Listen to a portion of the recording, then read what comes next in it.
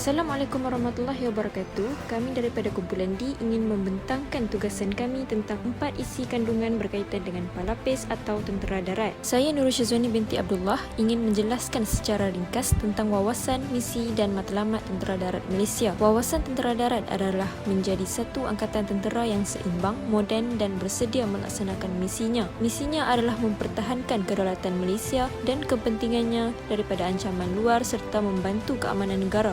Visi Palapis adalah melahirkan pegawai simpanan tentera darat yang kompeten, profesional dan berintelektual bagi memenuhi dasar aspirasi pertahanan negara. Misi Palapis pula adalah melatih mahasiswa secara holistik dalam ilmu ketenteraan selari dengan visi dan misi Universiti Awam. Wawasan sebagai seorang palapis di Universiti Sains Malaysia adalah menjadi sebuah pasukan yang mampu untuk melatih dan melahirkan para pegawai muda di tahap yang memuaskan. Antara 4 isi yang akan dibentangkan adalah maklumat berkenaan pasukan simpanan Angkatan Tentera Malaysia seperti kor-kor dan regimen-regimen dalam tentera darat. Yang kedua adalah sejarah penubuhan palapis, ketiga sejarah palapis USM dan akhir sekali kejayaan dan keistimewaan sebagai seorang pegawai di dalam Regimen Askar Wataniah. Tentera darat dibahagikan kepada 4 kelompok iaitu kelompok tempur, kelompok bantuan tempur, kelompok bantuan perkhidmatan dan askar wataniah.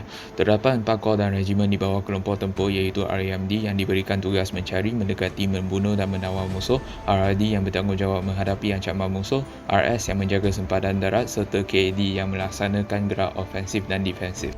Bagi kelompok bantuan tempur pula terdapat 5 kor dan regimen. Kor dan regimen tersebut adalah RSD yang bertanggungjawab dari segi sistem komunikasi, informasi dan teknologi multimedia, RJD yang membantu tentera darat untuk berperang, bergerak dan hidup semasa peperangan dan membina infrastruktur dalam kawasan pedalaman semasa aman, RAD yang bertanggungjawab memberi bantuan tembakan yang berkesan, KAD yang merancang dan melaksanakan usaha-usaha dari segi mengumpul, menilai dan menyebar berisikan taktikal, dan KPTD yang menjaga dan memelihara undang-undang ATM. Selain itu, terdapat 6 kor dan regimen di bawah kelompok bantuan perkhidmatan iaitu KJLJD yang membaik pulih semua jenis kenderaan, peralatan, jentera dan persenjataan, KPA yang bertanggungjawab ke atas urusan khidmat, KPD dan KOD yang merupakan logistik tentera darat, KKD yang bertanggungjawab dari segi kesihatan anggota semasa berperang dan kesihatan awam semasa aman, serta KAGAT yang bertugas sebagai pemangkil kerohanian ATM. Akhirnya, askar wataniah bertanggungjawab membantu angkatan tetap dalam operasi keselamatan semasa aman dan mengadakan paras kekuatan yang diperlukan untuk mempertahankan kepentingan strategik negara semasa darurat. Nama saya Chang Sami, saya akan membentangkan sejarah penubuhan palapis. Sejarah moden tentera darat Malaysia bermula dengan pengambilan 25 orang pemuda Melayu. Pada zaman darurat, Angkatan Tentera melihat penubuhan pasukan berbilang bangsa iaitu Regimen Persekutuan dan Skuadron Kereta Perisai Persekutuan.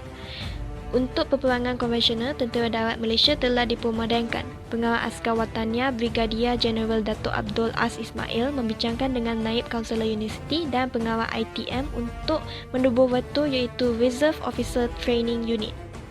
Latihan lanjutan dan intensif untuk seorang kadet ialah 3 tahun secara sambilan yang diadakan setahun sekali selama 3 minggu. Mereka juga dapat markas latihan cawangan masing-masing.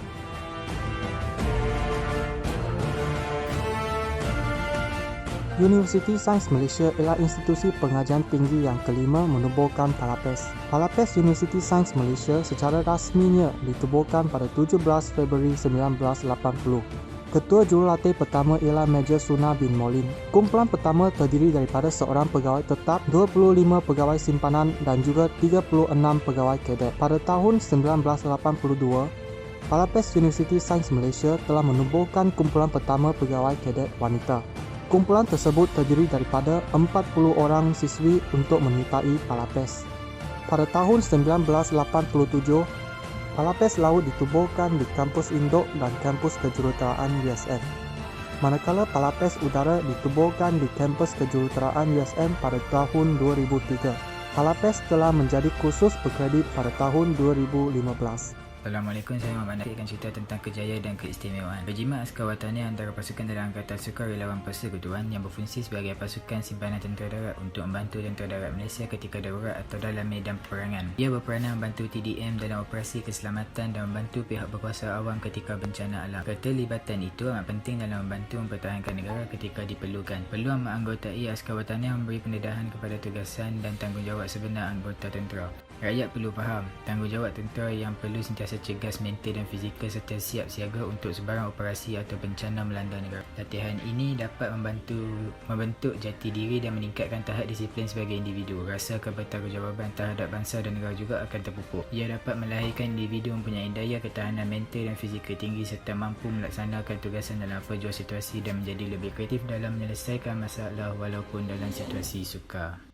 Berdasarkan info-info yang dinyatakan sebentar tadi, ingin saya simpulkan bahawa terdapat 3 kelompok utama yang secara sendirinya mempunyai banyak kor dan regimen yang terdapat dalam tentera darat yang perlu diketahui. Kemudian, tubuhnya palapis ini adalah atas dasar untuk mendapatkan latihan agar sentiasa bersedia berkhidmat selepas tamat pengajian. Seterusnya adalah sejarah palapis USM. USM merupakan institusi pengajian tinggi yang kelima menubuhkan palapis pada tahun 1980. Sekali masyarakat berumur 18 tahun ke atas dan sihat tubuh badan adalah digalakkan untuk menyertai pasukan sukarelawan askar wataniah ini kerana dengan penglibatan ini mana tahu dapat membantu mempertahankan negara pada masa akan datang. Penutup kata, jika tidak ada perjuangan, maka tidak ada kemajuan. Saya mewakili ahli kumpulan saya dengan harapan yang memuncak dapat menyertai palapis USM ini pada SEM akan datang. Sekian, terima kasih.